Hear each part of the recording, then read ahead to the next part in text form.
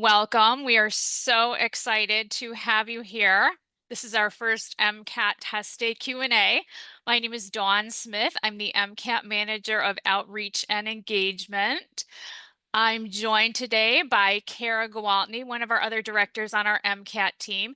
And we do have some other MCAT team members that are here joining us in case you hear some other voices pop on to answer a question or if there's technical difficulties. So as I said, this is our first MCAT Test Day Q&A. We're talking very specifically about our MCAT Test Day, and this is not an MCAT prep webinar. We do want to clarify that from the beginning.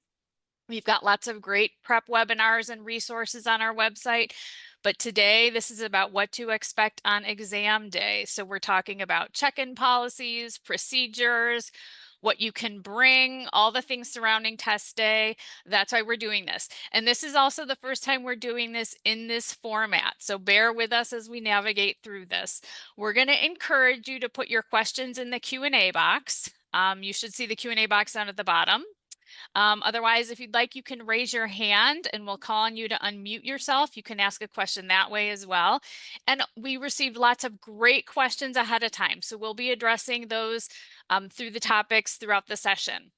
So we are going to start off with one of those great questions we received.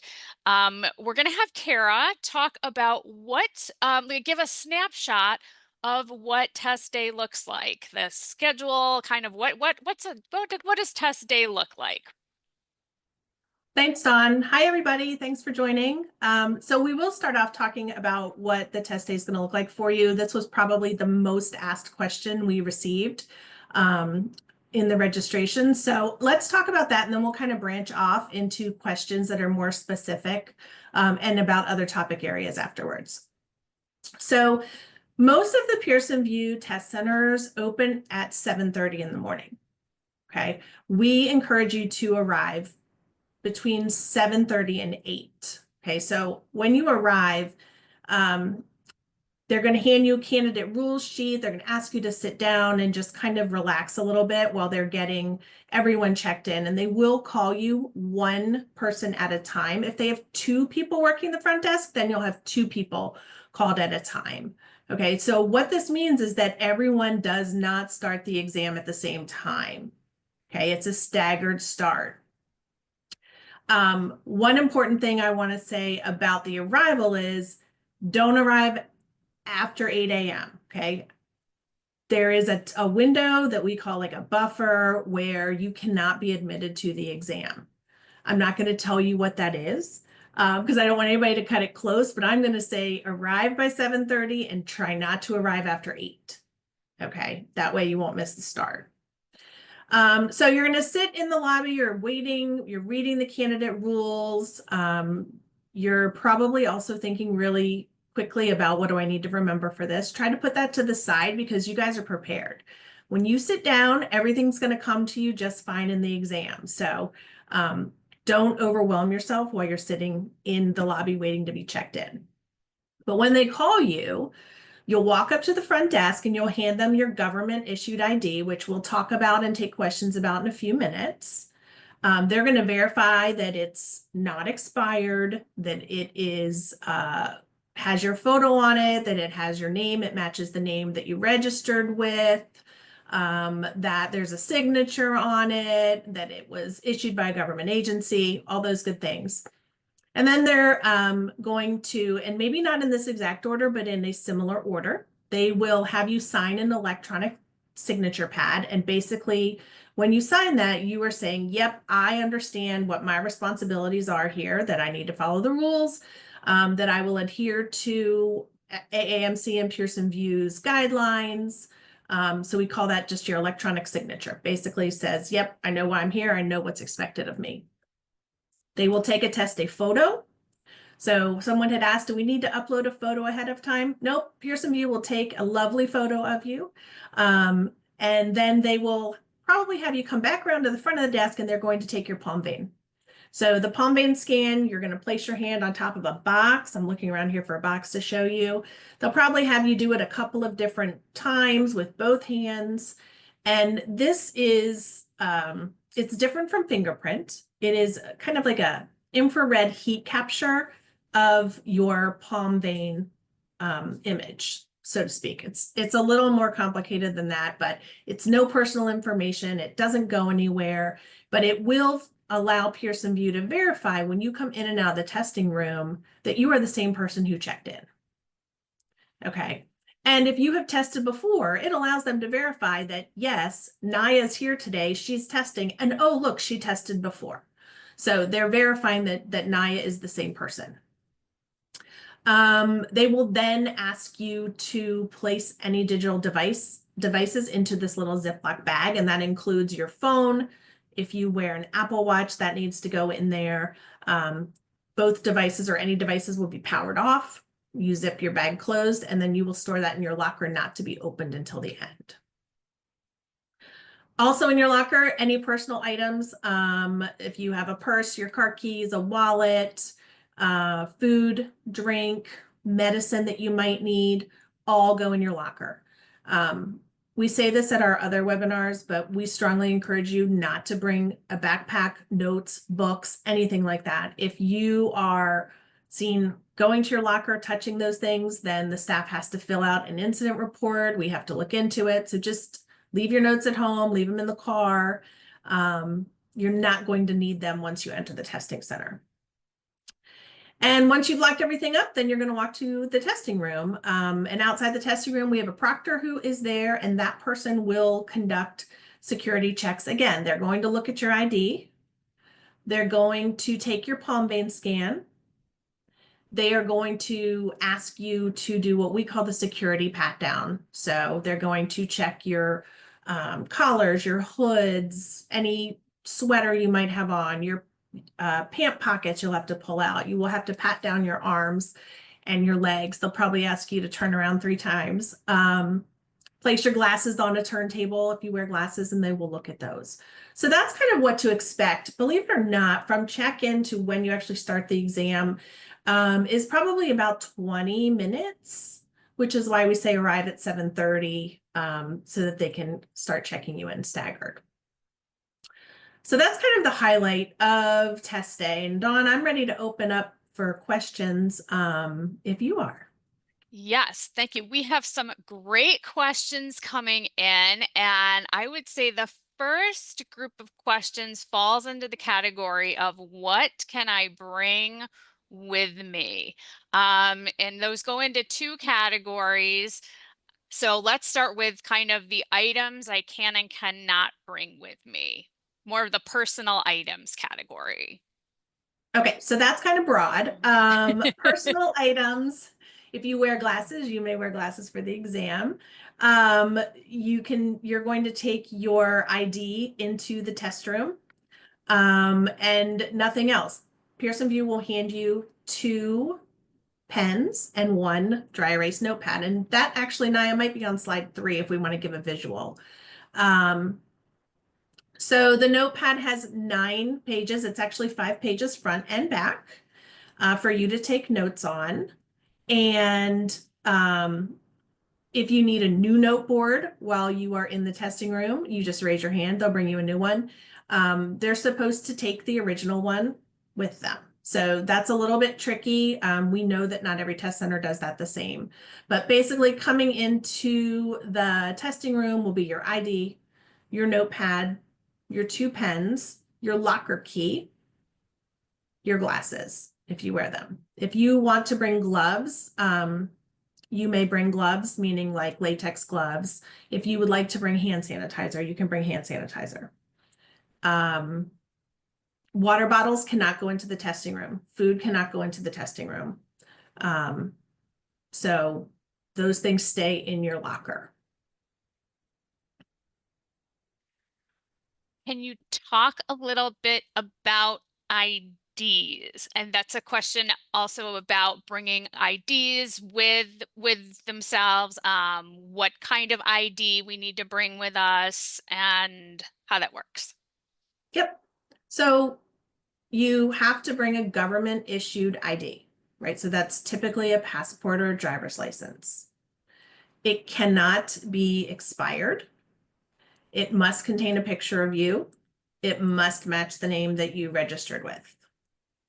Okay, so those are the three probably most important, um, three or four most important things. There are other IDs other than a passport and a driver's license that meet these requirements that you could bring.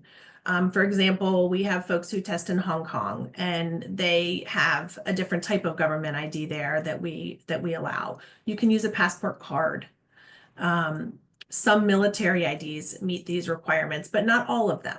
So I would encourage you all to look at the ID you want to bring and then compare it to the seven required pieces of the ID and make sure that it meets those. Can you talk a little bit about lockers and if students need to bring locks for the lockers, if they how big the lockers might be, if they need to have a key with the locker, things of that nature? Yeah, that's a great question. So you do not need to bring a lock. The lockers are not big and they vary slightly depending on where you're testing. So for the most part, the lockers are standard. Think about like your high school gym locker, about this wide, might hold a purse, might hold a backpack, although we don't want you to bring those. They're not big.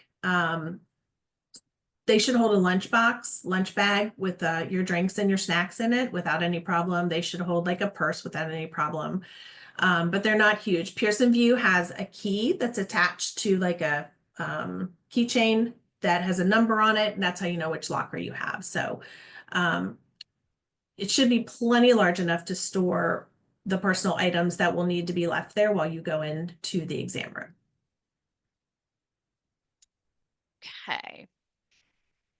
Can you talk a little bit? Sorry, I'm just scrolling through. We've got so many good questions.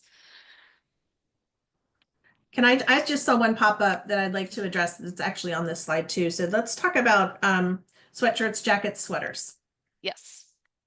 We know that the temperature, the real field temperature in the testing room is different for everybody, right? So people can tolerate different levels of cold or warm. Also depends where you sit. There are vents in the testing room. So we do understand that folks want to be able to bring a sweatshirt or sweater in. I'll also talk about jewelry and hair clips in the same session, but so if you choose to wear a sweatshirt over a regular shirt for the exam, that's fine. You can wear that sweatshirt into the exam room. If you get hot and you want to take the sweatshirt off, and this applies to sweatshirt, sweater, jacket, multi-layered button-down shirt, pullover sweater, whatever. If you get hot and you decide you want to take your top layer off, you can do that, but you have to do it during a break that is scheduled, or you must take an unscheduled break. We used to allow outerwear sweatshirts to be taken off and placed on the back of chairs. Pearson VUE is no longer permitting layers to be removed during the exam and placed on the chair. So if you want to take your hooded sweatshirt off because you're hot, you have to either wait until you take your break, or you may take an unscheduled break, go to your locker and put it in your locker. Unscheduled breaks, and we'll talk about this later too, if you opt for that, the time keeps ticking on your exam. It does not get paused, it does not get added back. So unscheduled break is exactly that.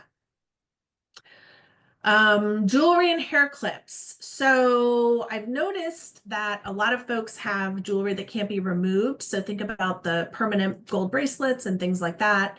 If you have a jewelry on that cannot be removed, the test center will inspect it. They will write a case about it. They will let us know. It's usually not a problem. If you wear a necklace or a bracelet or something that has a large medallion or pendulum on it or something like that, if it is more than, I think, an inch, then you cannot wear it in the test room. It has to be removed. Okay. Same thing with rings. If you have a ring on and it has like a big stone on it, it has to be removed if the proctor tells you it's too large. Hair clips, this is on our website. It's also in the essentials, but hair clips are it's different, right? So the tiny clips, fine. A ponytail holder, fine, but you need to show them that you have it and that it's coming in. Can't be hiding in your pocket. Headbands have to be less than 2 inches wide, I believe. Um, so you can bring those in, but you're going to want to show the proctor, this is what I want to bring in for my hair, for my, my jewelry, whatever, and they'll let you know if it's allowed or not. And I just saw somebody say, can we tie the sweatshirt around our waist? No, you may not. So if your layer needs to come off because you're hot, you have to exit the room with it or wait until a break. Can you talk a little bit about earplugs and headphones? Yes. So at each workstation, you have a pair of headphones, the big kind that go over your ears and around your head. Okay, we hear a variety of feedback that they're too tight, that they're too big, that they're not quiet enough. That's what we have there. Okay, they're not plugged into anything. You can take them off and on as you need to. Pearson VUE will also give you, they should offer it, but they don't always, so make sure to ask, a pair of foam ear plugs. So these, I believe, are orange. They might be yellow. You can mold them to the correct size that makes you most comfortable. Put those in your ears, and then you're free to put the headphones on top if you want. So if you really want to block everything out, we do provide you the opportunity to do that with the headphones and the earplugs. You cannot bring your own from home. They are provided only by the testing center. Can students wear a watch, and are there clocks in the room? Great question. So in the testing room, there's a clock on your computer that counts down your exam time for you. In the lobby, there is a clock. You cannot wear any kind of a watch, whether it's a good old fashioned analog watch, or an Apple Watch or something digital. No watches in the testing room at all. If you access the watch at your locker, that's considered a violation. So I would say leave your watches at home, or bag them with your digital devices. There are clocks in the testing room, in the lobby, to help you track your time on your breaks. Let's talk about food. Food and drink. And can you have food delivered? Should you bring food? How does that work? Yeah, great question. You should bring food. You guys know you've got two 10-minute breaks and a 30-minute break, all of which are optional, which we'll talk about shortly.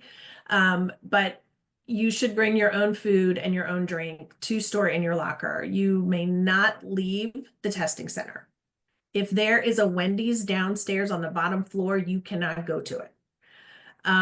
If you really are craving Chick-fil-A because it's part of your routine, it's what you always eat when you take your mock break, you cannot order Chick-fil-A. Okay, you can't have anything delivered. You cannot have your parents, friends, boyfriend, girlfriend, partner, dog, niece, uncle, cousin. No one can come there and bring you anything. So you're going to want to pack enough snacks and food for the exam. So again, you can access those at your 10-minute breaks or at your 30-minute break, or you may take an unscheduled break if in the middle of cars you decide I'm starving and I need to go get a protein bar. You can go out and get it. Your time keeps ticking.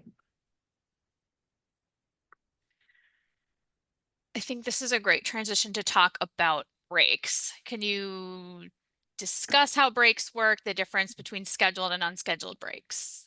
Yeah, Naya, let's go to slide 5. There you go. Thank you. Okay, so as a reminder, all the breaks are optional. Okay, so you have a 10-minute break after the first section, a 30-minute break in the middle, and a 10-minute break after the third section.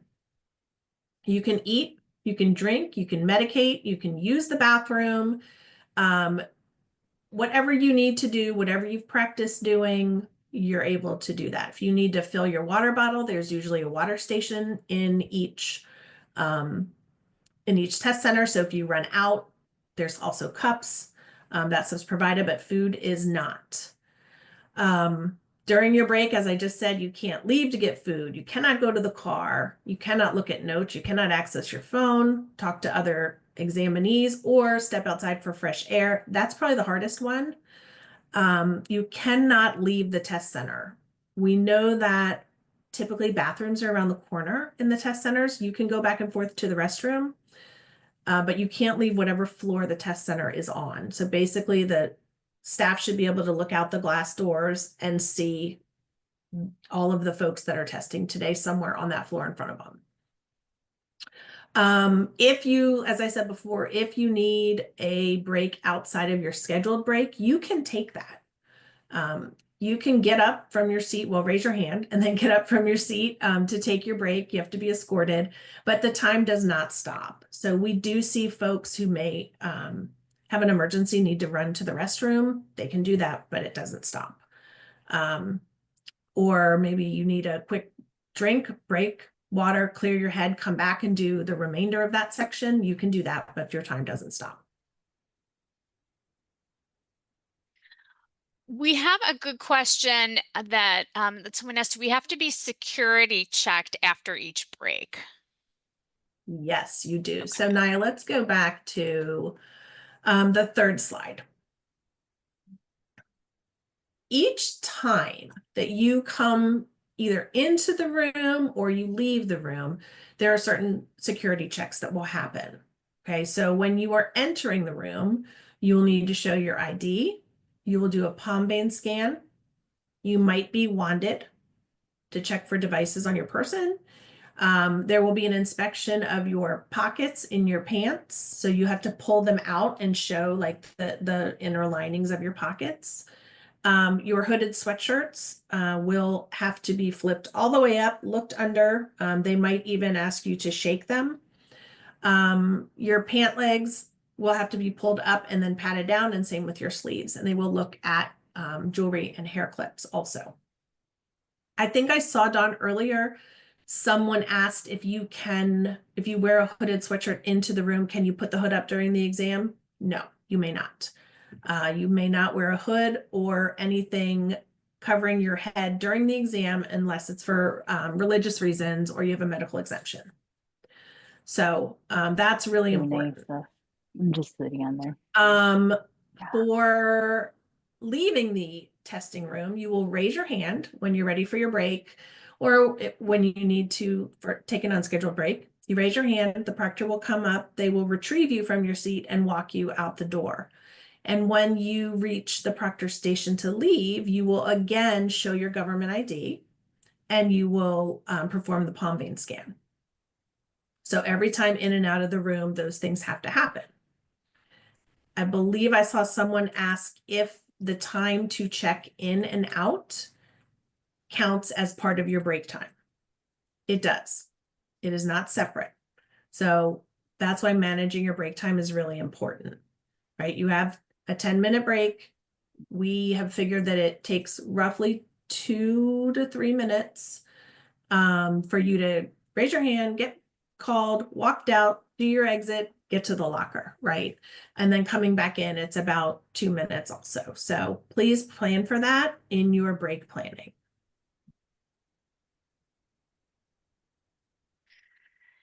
Can you talk a little bit about, especially in terms of the schedule and the timing of things? I know you just talked about planning and breaks, the tutorial time and the tutorial process and what the tutorial entails. Yeah. Okay, this was the most asked question, you guys. So I'm going to do my best to make this clear. Can I write during the tutorial? Yes. Yes, you can write during the tutorial. It's a 2-minute tutorial. If you want to write, you can write. We work every year really hard to make sure that that is clear to the testing center staff that you're allowed to write.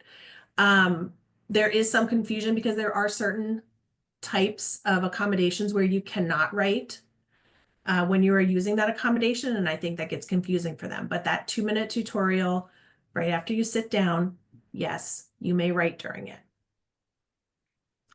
If you get halfway through the exam and you need another note board, remember, it's likely that first note board's going away. So keep that in mind. You won't be given another 2-minute tutorial to write a second time. And this is also called, I think many of you asked about brain dump. So yes, this is the same as brain dump. You may use your tutorial time however you wish.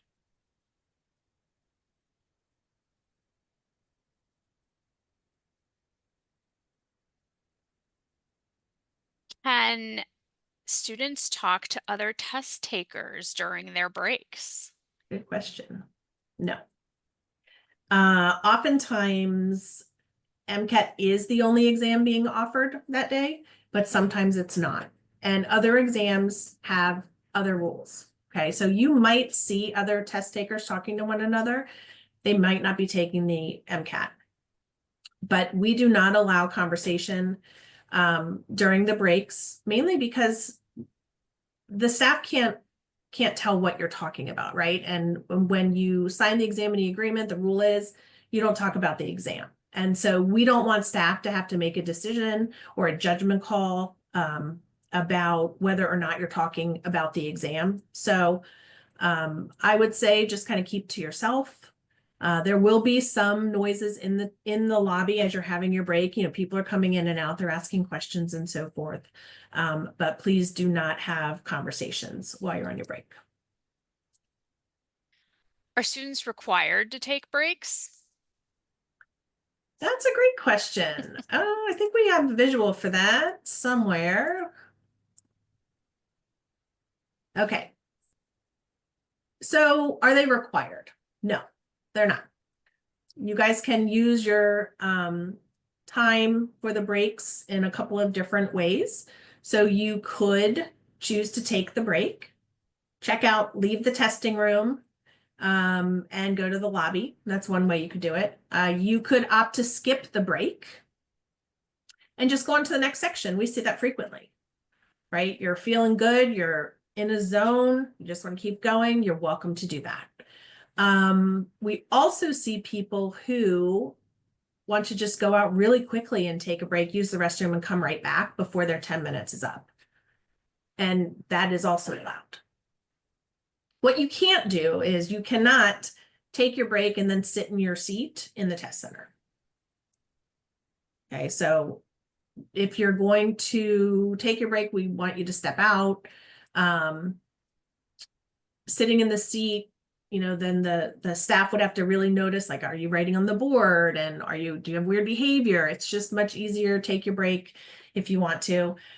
When you return from your break, you have to start the exam immediately. So you can't run out to the restroom, come back, get checked back in, and then sit in your seat for the remainder of your break. Okay, the staff is required to start the exam as soon as you sit back down.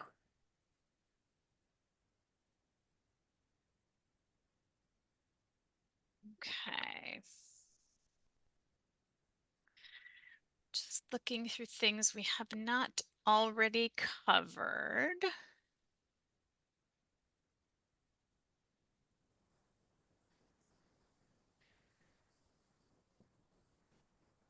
I'm seeing some pop up. Can you read out loud during the exam? No, you may not. Not even quiet whispers. Cannot read out loud. Can students chew gum? You may not chew gum. Nope. There's no gum, no tobacco products, no mints, no I think actually I take that back. I think cough drops are permitted, but they have to be unwrapped. And you have to show them to the proctor. So if you unfortunately aren't feeling great, you have a cough or sore throat, you need to bring that in, you can do that. But gum, nicotine products, candy, none of that is permitted in the test room.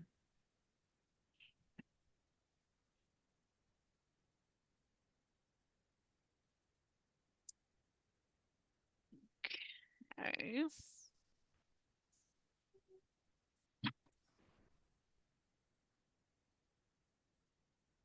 You guys have good questions. I know, these are great Like rapid questions. fire, right? It's like an ask me anything, but on speed dial.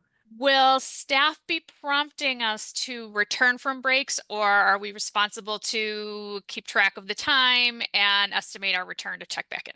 Yep, great question. It is not the staff's responsibility to prompt you to return from your break. So please keep track of your time. At many of these test centers, there are multiple rooms.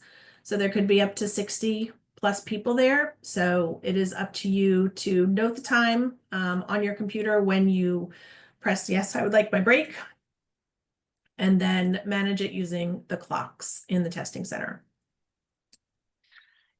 Do food or other needed items need to be packaged in any particular kind of a packaging in a clear bag, or does that not matter?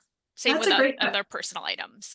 Yeah, that's a really great question. No, it doesn't need to be in a clear bag. I will say that there are no refrigerators and no microwaves. So I don't think you want to bring a Tupperware from last night's delivery of whatever delicious food you had, right? There's not going to be anything to warm it up in. And a lunch bag is fine. A clear Ziploc bag is fine. Your purse is fine. Nothing is fine. As long as it's in the locker, you can have whatever container you choose. Can a student wear a face mask if they prefer?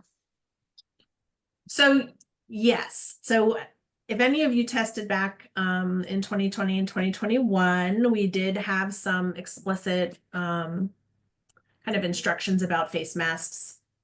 Now people are choosing to wear them instead of being mandated to wear them, and oftentimes. And so yes, you can wear the face mask. However, it has to be inspected by Pearson VUE. They have a process for that, which I believe, and you'll have to take it off. You can't remove it during the exam. They will look at it, determine that it's, safe and doesn't give an unfair advantage, etc. So if you choose to wear a face mask, as long as it's inspected, you should be able to wear that into the testing room. We have several questions about blue light glasses. Yeah. So, and I think I've got a colleague on who's, feel free to jump in the chat. Blue light glasses are permitted without an accommodation, but they have to be inspected. Okay, speaking of accommodations, we do have a lot of questions about accommodations, and we will put a link in the chat for our accommodations website so that you can look at the appropriate information, just so you have some guidance on that. Thanks, Dawn. Yeah, sorry, folks. Accommodations questions are so individual and personal that it's really hard to do this kind of a Q&A with that. I know our accommodations team is fantastic. There's a lot of great information on the website. So definitely access that. And you can certainly send your questions to them as well.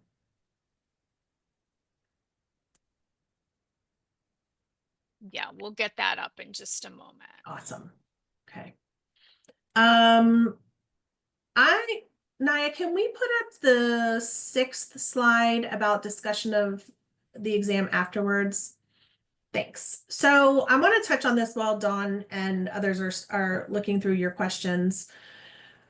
And if you attended the webinar earlier this year, you already heard me say this, but I'll say it again. I know after the exam, it's so nice to be able to release all of that stress and all of the thinking that you've been doing. And so we know that a lot of folks will go to Reddit or SDN or Discord, a lot of places to talk about that. Or maybe you have a study group. Maybe you have folks that were in your prep class, or you live with a bunch of people that are also going through this process. So we just, as a reminder, after the exam, you're allowed to talk about your experience. You're allowed to say, like, the test center was freezing. I didn't really think that the sections were that bad. It was what I expected, or there wasn't enough places for me to sit down. So plan, your breaks that you'll be able to sit down, things like that. So you can talk about the test center conditions. You can talk about your general feelings about the exam.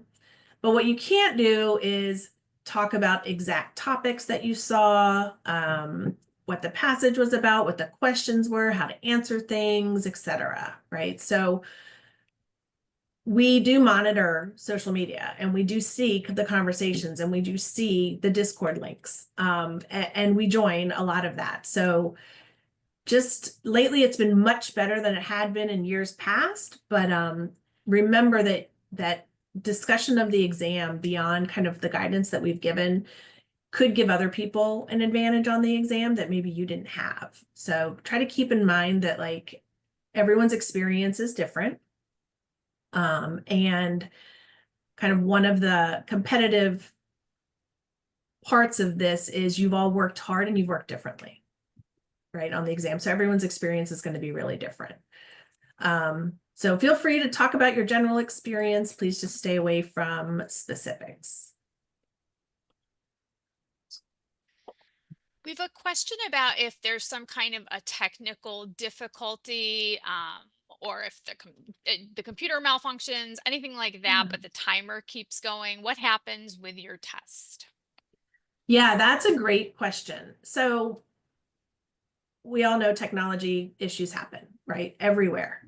The nice thing about the way that the systems work at Pearson VUE is that only in a rare situation does your timer keep ticking if there is a technology issue. Okay, so if your computer all of a sudden shuts down, more than likely your timer is automatically stopped until they log you back in. You won't have lost any time. If that happens to you, if your computer glitches, if, believe it or not, guys, we see people who kick power cords out from underneath probably 50 times every exam. I don't know if the power cords aren't in tightly, but as you're fidgeting and moving around, you might bump something. So if all of a sudden your screen goes dark, raise your hand. Test center staff will come to you. They will kind of look at what's happened, see if they can get it restarted right there. If they can, they'll log you right back in. It should pick up exactly where you left off with no time ticked off at all. They might have to move you, if it's available, to another workstation. And again, once they log you in there with your individual login, which you don't have to know, Pearson VUE will handle that. It should pick the exam up right where you may have been cut off before. There is an opportunity if you feel that you had a technology issue that impacted your exam more so than just kind of a basic small, let's just get you restarted. You can submit a test center concern after the exam. And that will go to our program office, and that team will have a look and investigate with Pearson VUE to see if the disruption either took time off or impacted your exam experience in a way that was unfair. A great question. How many workstations are in each room? Yeah, that is a good question. So it's different at each of the test centers, but typically between 12 and 20. Depends how big the test center is. And keep in mind, like I said a few minutes ago, it's likely not only going to be MCAT examinees that day. Some dates it will be, and in some parts of the country it will be, but in others there'll be a mix of different exams testing that day.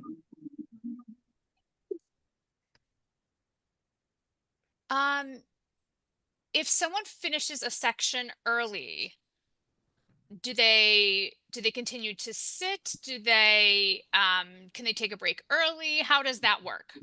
Yep. So as soon as you finish your section, if the time is not up, timer didn't run out, you are welcome to, it'll prompt you. It'll say, would you like to take a break now? And so you are welcome to go ahead and take your break. This is what I meant in the beginning when I said it's going to be like a staggered start. I think we have somebody who's not on mute. Can you guys check really quick and make sure I'm hearing some background discussion. So when you are prompted, because you're starting on a different time frame than everyone else, your break might happen before the person next to you. Okay, so they might only be halfway through the exam because they were logged in and started 20 minutes after you. So when you get prompted to take the break, you'll hit yes, you raise your hand, and then you'll leave the room for your 10-minute or 30-minute break. Just because you finish a section early, you do not get additional break time. Okay, so if you finish before the 95 minutes for the first section is done, you do not get the time difference added onto your break. It is still a 10-minute break.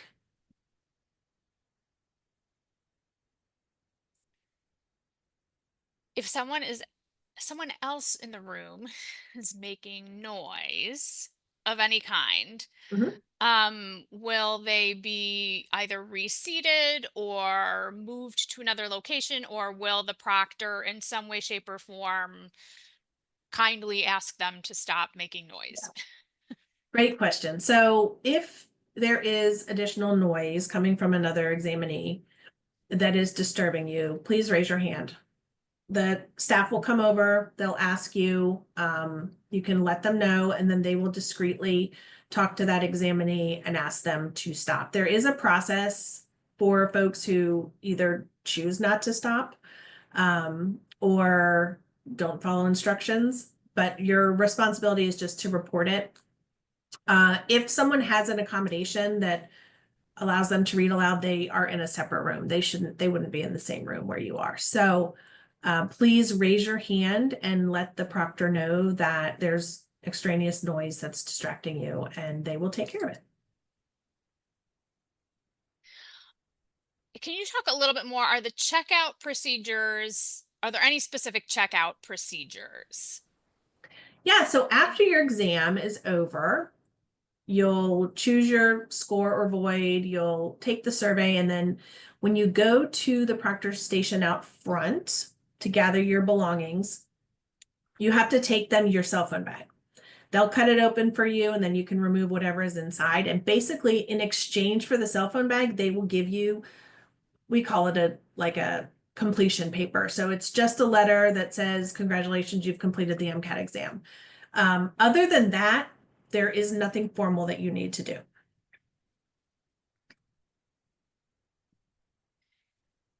And when students check in, will they have a designated computer to go to, or will they be guided to a computer? How does that work? Yep. So when you check in, um, I've seen test centers do it different ways. Sometimes they have a cup that has all the locker keys in it, and you just take one, and whatever number that is, that's your locker for the day. And then that could also be the order that they call you in to check in. I have also seen where when you walk in, the staff hands you a locker key, and that number is probably also your workstation number. So it's random. We don't know. You can't choose. You can't ask. There's no like strategy to get a seat that you think you want. It just is what it is. All of the workstation areas are exactly the same size with exactly the same equipment, kind of set up like if you think about a pilot in a cockpit, right? So they're looking out. So the proctor is the pilot. And as they look out from their proctor station, they can see the like a horseshoe of seats basically in front of them. So there's no way to really pick your seat. They will lead you to whatever your either assigned seat is or whatever workstation they're seating next. So we don't have any say in that. If there are any situations in terms of coming back from a break where for instance the line for the restroom was took longer than necessary, and so students are more than one student for instance might be trickling in a few minutes late, or I don't know, whatever unforeseen circumstances, but is that going to be a deterrent with the timers and things of that nature? I mean, yeah, we have seen it happen, right? It is possible that there's a line coming back into the room and you might get to your workstation a minute late from your break or 2 minutes late from your break. That is possible, which is why we say come back early from your break. Don't take your full 10 minutes. Come back early and get yourself settled. We do not add time back for those things. So that's why we say it's really important for you to manage that time. There is a short period on the intro screen where it stays up for maybe a minute or so. And so if you're a minute late, you won't have lost like content time. But just plan to come back early, right? From your breaks to make sure, especially, and you can gauge the testing center, right? If there's like 20 people in the room and it's full, you know that there could possibly be a line when you come back. If it's just you and 5 other people, you know that it's probably going to move a little bit faster. So just make sure you're also paying attention to your surroundings and seeing kind of what's going on. Okay, we have a really important question. Can you explain the question at the end of the exam that asks if you want to cancel your score? I can. So we call that the void question. And once you complete everything, you are asked if you want to score your exam or if you would like to void your exam. You make a decision there, and once you press submit on that decision, it cannot be changed. So we're not really going to get into, does the void count? Is it in my, does it count in my attempts? Do schools see it, et cetera? That's kind of in the other webinar and on the web if you're interested in those things. But you have a 2 minutes, I believe, to make a decision on whether you want to score or void your exam.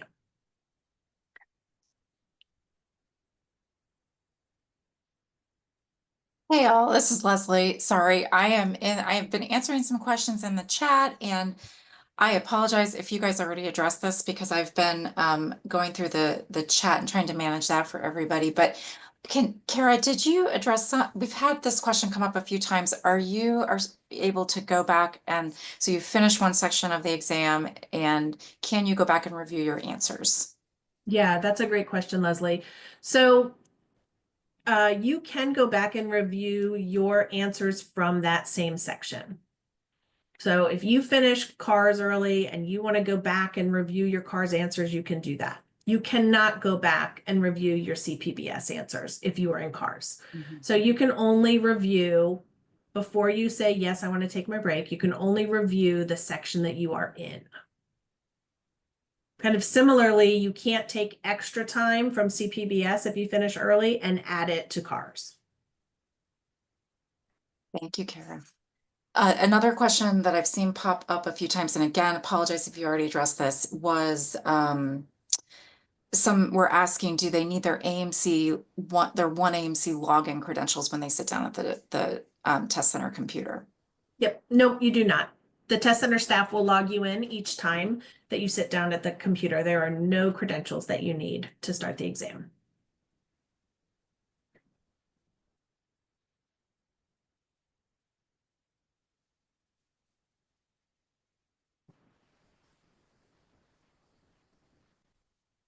All right, what else in there was pressing? I saw so many good ones pop up. I couldn't like read them and answer them quickly enough.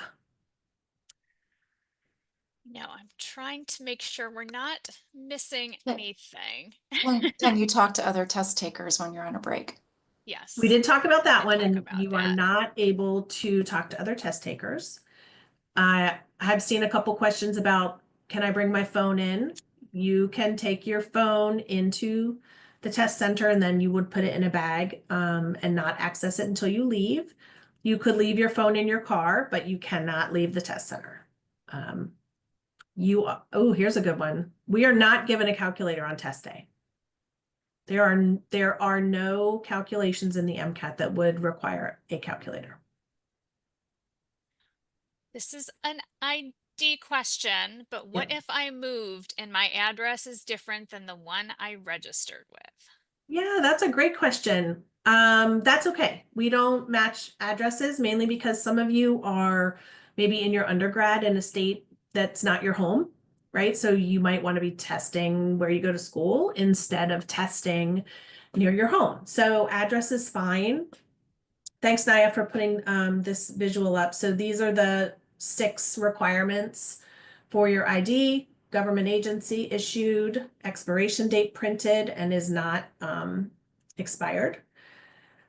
Contains a photo that can be used to identify you. It has to be tangible. So I'll talk about that one in a second. And it has to be in English. So on this visual, there are 2 things that are really, really common mistakes that will cause people to be turned away and not allowed to test. The first is your ID is expired and you have renewal paperwork from the DMV, and it's just like a piece of paper printed from a computer. You cannot enter the test center with renewal paperwork. Okay, so you will not be admitted if you have a temporary driver's license or renewal paperwork. If you do have that, because your license will not be in or is not renewed in time, you can get an ID exception. which is a process that you would request that through service requests in the MCAT registration system. So no temporary paper IDs are allowed. Digital IDs are not allowed. You have got to have, you know, your good old fashioned plastic laminated driver's license or your passport card or your passport in the little passport envelope thing. And that's a big one. I would say that each exam, minimum of 10 people are turned away because their IDs expired or they have renewal paperwork. And that's one that we can actually solve before the exam day. So make sure to check your IDs as you get closer to your exam.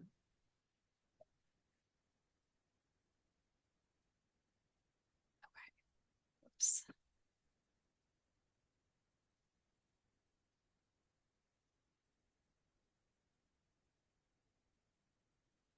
I love that people are in the chat answering for other folks. I know. That's really helpful. That's really helpful. Yes, Yep. we appreciate that.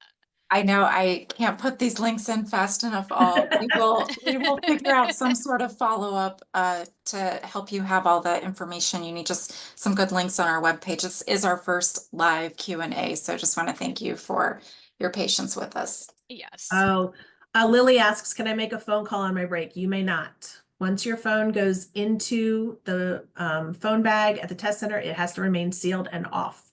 You cannot access any personal items other than food or drink. Yes.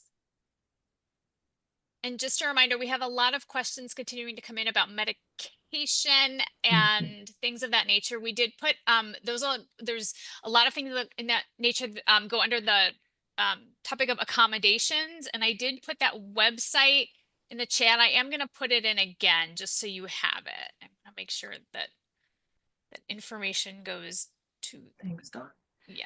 And I've seen a lot of questions pop up about the types of drinks. So remember, your drinks cannot come in the testing room. So if you want a Monster and 3 Red Bulls in your locker for your break, go for it. If you want coffee there, if you just want water, if you need, you know, a Diet Coke in the middle of the day, put it in your locker.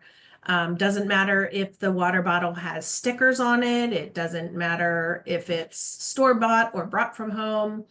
Since it can't go in the testing room, you may have whatever you have practiced the exam with that helps you be successful.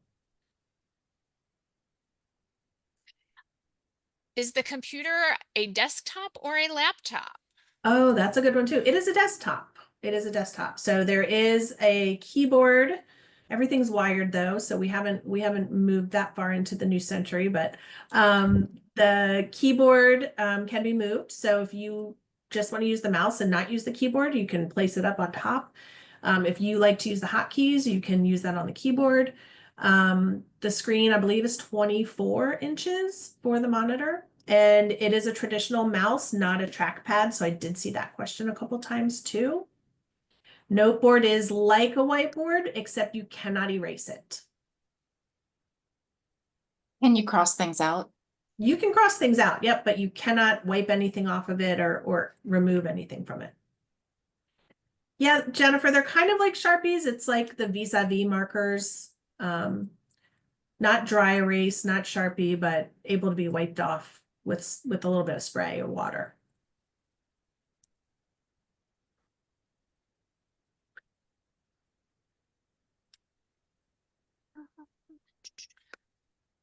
Some questions about how the questions are they presented one at a time? Do you have to hit next to see the next question or the previous one, or are they simultaneously presented in their respective passage? Yeah. So I'm not going to tackle that question. What I'm going to say is that in our practice products, which we have some free ones, you can see what it looks like. So the bench prep platform is a great representation of what the exam looks like on exam day. I know we said we're not going to talk prep here, but I strongly encourage you guys to use those resources that are on our website. So you can see everything in the hub. So whoever's asked the question about what to expect, what to see, you'll get a much better representation looking at it there than if I tried to explain it. And I just put a link to the top 10 tips for test day, and number 5 will take you to the tutorial, which will let you practice with the look and feel of everything, as well as our prep products do as well. Awesome. Perfect. All right, we have about 4 minutes. Can we wear any type of shoes? Yes, you can, but you cannot remove those shoes from your feet. Even if you have socks on, you have to leave your shoes on. And Kara, I saw like chapstick and fidget toys. You can't bring, yeah. Nope, nope. That chapstick and fidget toys have to stay in the locker or in your car or at your home. And you unzip the jacket during the exam without taking it off. That's a good question. I am not sure of the answer, but let me find out and we can somehow post that. And Kara, I saw something about someone asked if everyone gets headphones, and then I saw someone ask if they have to wear those headphones. Can they bring their own headphones? Headphones. So everyone gets headphones and everyone gets earplugs. You do not have to wear either, but you cannot bring your own. You can only use what the test center provides. And I saw someone put kind of a direct question, like if it takes 2 to 3 minutes to check out and 2 to 3 minutes to check back in for security, we're cutting into our break. Yes. So here's how you can help that go faster. Don't wear clothes with pockets. Don't have jewelry and other things on that require the proctor to look at them every time, right? Don't wear multi-layered outer clothing. So there are ways to make that go faster, but the more they have to look at your check-in, lifting your hood up and your shirt and everything, the longer it takes. So that's my tip for that. Someone else just asked a really good question and it went away. Now it was Lily, I think, if anyone can see Lily's question. Oh, that's a good one. Middle name. We do not compare middle name on your registration to your ID. Kara, I think it was, can we wear dresses or shorts? Yeah, Lily, wear whatever you're comfortable in. Keep in mind that the testing center can be cold and it can be very hot. They do their best to keep it between 70 and 74, I think, but everyone's temperature tolerance is different. So yeah, if you're comfortable in a dress, wear a dress. If you want to wear shorts, wear shorts. Typically we see pretty much everything. Wear what makes you comfortable. Any kind of sweatshirt, crew neck, zip up, hoodie, you have to leave the test room to remove it. Kara, we have one question that came in related to this. If you're wearing a sweater, you go out to your break, you take it off in the testing room before leaving the room. When you come back into the testing room, can you put it back on? You can't take it off in the testing room at all. You have to leave, go to your locker and take it off. So it can't be removed in the testing room. And then I saw one about, can we sit however we want? Your feet need to be on the floor. We see a lot of different attempts at yoga poses on the chairs. They're not that big, you guys. Crisscross with your knees up, legs up, feet have to be on the floor, or if you're like me and they don't reach the floor, they have to be towards the floor. So I know that it's a long time to sit. I know. We are at 3 o'clock Eastern time, 2 o'clock Central time. So I do want to thank Kara for being with us today and everyone for joining. Thank everybody for your incredible questions. And this has been recorded. So feel free to contact us with additional questions. And we really appreciate your time here today. Yeah, thanks. This was fun. Yeah. Good Bye. luck to everybody. Yes. Good luck. Thank you. Bye-bye.